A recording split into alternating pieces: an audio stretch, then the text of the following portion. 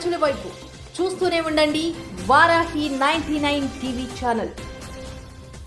పవిత్రమైన తిరుపతి లడ్డూ ప్రసాదంపై అసత్య ప్రచారాలు చేస్తున్న కూటమి నేతలకు మంచి బుద్ధి ప్రసాదించాలని మాజీ మంత్రి గుడివాడ అమర్నాథ్ అన్నారు. శనివారం చోడవరంలోని వెంకటేశ్వర స్వామి ఆలయంలో పూజలు జరిపారు. సిట్ సిబిఐ విచారణలో తిరుపతి లడ్డూ ప్రసాదంలో జంతు అవశేషాలు లేవని స్పష్టంగా రిపోర్టు వచ్చిందని తెలిపారు. పార్టీ అధ్యక్షుడు జగన్మోహన్ రెడ్డి గారు ఈరోజు రాష్ట్ర వ్యాప్తంగా వైఎస్ఆర్ కాంగ్రెస్ పార్టీ శ్రేణులందరినీ కూడా ఒక పిలుపునివ్వడం జరిగింది.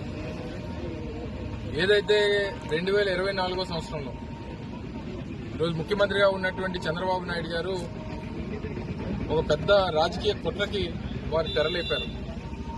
దానికి ప్రపంచంలోనే అత్యంత ప్రసిద్ధి చెందినటువంటి హిందువులకి అత్యంత గొప్ప పుణ్యక్షేత్రం అయినటువంటిది కలియుగ దైవం వెంకటేశ్వర స్వామి వారి ప్రసాదాన్ని దాంట్లో జంతు కొవ్వు కలిసిందని కేవలం రాజకీయ అవసరాల కోసం జగన్మోహన్ రెడ్డి గారి మీద బురద జల్లడానికి ఒక రాజకీయ కుట్రను తెరలేపారు. దాని మీద లేనిపోయినటువంటి ఆరోపణలు చేసి దాని మీద రాజకీయంగా లబ్ధి పొందాలని వైఎస్ఆర్ కాంగ్రెస్ పార్టీ మీద ఆ రోజు ఉన్నటువంటి ప్రభుత్వం మీద బురద జల్లాలనేటువంటి ఒక ప్రయత్నానికి వారు తెరలేపి తర్వాత మేము కూడా ఈ తప్పుడు ప్రచారాన్ని అడ్డుకట్ట వేయాలని చెప్పి ఆ సుప్రీంకోర్టుకు వెళ్ళినప్పుడు సుప్రీంకోర్టు కూడా ఇప్పుడున్నటువంటి ప్రభుత్వం మీద మందలించి సిబిఐ ద్వారా సిట్ని నియమించి ఒక కమిటీని వారు వేయడం జరిగింది. ఈరోజు సిట్ ఇచ్చినటువంటి రిపోర్ట్ ప్రకారం ఎక్కడా కూడా తిరుపతి ప్రసాదంలో జంతు కొవ్వు లేదు అనేటువంటిది వారికి నిర్ధారణ రావడం జరిగింది. మొదట్లో మేము కూడా చెప్పాం, ఎన్డీడీబీ ఇచ్చినటువంటి రిపోర్ట్స్ కానీ లేదా నెల్లూరులో ఉన్నటువంటి ల్యాబ్లు ఇచ్చినటువంటి రిపోర్ట్స్ కానీ ఎక్కడా కూడా మీరు ఏం చేసినా మీరు లేనిపోయినటువంటి తప్పుడు ఆరోపణలు ప్రసాదం మీద చేస్తున్నారనేటువంటి మాట చెప్పడం జరిగింది.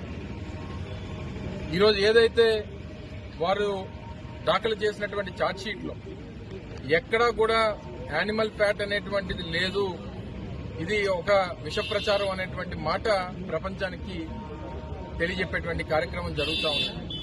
అంటే రాజకీయ అవసరాల కోసం కలియుగ దైవం అయినటువంటి వెంకటేశ్వర స్వామి వారి ప్రసాదాన్ని కూడా మీరు నీచ రాజకీయాలకు వాడుకునేటువంటి దుస్థితికి ఈ ముఖ్యమంత్రి ఈ ప్రభుత్వంలో ఉన్నటువంటి పెద్దలు మీరు ముందుకొచ్చారంటే అంటే మీకు దేవుడి మీద భయం, దేవుడు అంటే భయం లేదు, ప్రజలన్నా భయం లేదు, కేవలం అధికారం కోసం ఏ గడ్డైనా కరవడానికి మేము సిద్ధంగా ఉన్నాం, మేము సిగ్గు లజ్జ అన్ని వదిలేస్తామనేటువంటి విధంగా మీరు వ్యవహరించినటువంటి తీరుని మీకు మంచి బుద్ధి ప్రసాదించాలని చెప్పి ఈరోజు ఆ స్వామివారిని వెంకటేశ్వర స్వామి వారిని కోరుకోవడం జరిగింది.